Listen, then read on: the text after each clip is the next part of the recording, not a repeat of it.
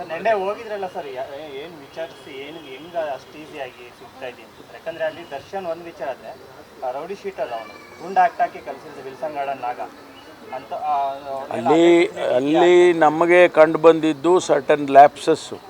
ಅಂದರೆ ಅವರು ಈ ಬ್ಯಾರಕ್ನಿಂದ ಇನ್ನೊಂದು ಬ್ಯಾರಕ್ಕಿಗೆ ಹೋಗೋದಕ್ಕೆ ಅವ್ರನ್ನ ಅಲೋ ಮಾಡಿದ್ದಾರೆ ಅಂತ ಹೇಳಿ ಅಲ್ಲಿ ಗೊತ್ತಾಗಿದೆ, ಮತ್ತು ಅದು CCTVನಲ್ಲೂ ಕೂಡ ಕ್ಯಾಪ್ಚರ್ ಆಗಿದೆ. ಹಾಗಾಗಿ ನಾವು ಅವ್ರ ಮೇಲೆ ಕ್ರಮ ತಗೊಳ್ಳೋಕ್ಕಾಯಿತು, ಇಲ್ಲದೇ ಇದ್ದರೆ ಬೇರೆ ರೀತಿ ನಾವು ಕ್ರಮ ತಗೊಳ್ತಿದ್ದೋ. ಅಲ್ಲ, ಈಗ ನಾವು ಅವ್ರನ್ನ 9 ಜನರನ್ನು ಸಸ್ಪೆಂಡ್ ಮಾಡಿದ್ದೇವೆ, ರಿಪ್ಲೇಸ್ ಮಾಡ್ತೀವಿ ಅವ್ರನ್ನ. ಚೀಫ್ ಸೂಪ್ರಿಡೆಂಟನ್ನು ಕೂಡ ಸಸ್ಪೆಂಡ್ ಮಾಡಿದ್ದೇವೆ, ಆಮೇಲೆ ಇನ್ನೊಬ್ಬರು ಸೂಪ್ರಿಡೆಂಟು ಅವರನ್ನು ಸಸ್ಪೆಂಡ್ ಮಾಡಿದ್ದೇವೆ.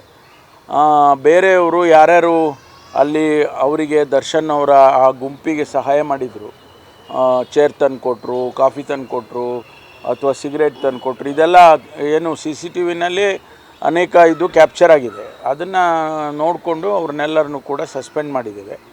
ಮತ್ತು ಮುಂದೆ ಇನ್ನೂ ತನಿಖೆ ಮುಂದುವರಿತಾ ಇದೆ. ಈಗಾಗಲೇ ಇವತ್ತು ಬಹುಶಃ ಒಂದು IPS ಆಫೀಸರ್ಗೆ ಫರ್ದರ್ ಎನ್ಕ್ವೈರಿ ಮಾಡೋದಕ್ಕೆ ನೇಮಕ ಮಾಡ್ತೀವಿ.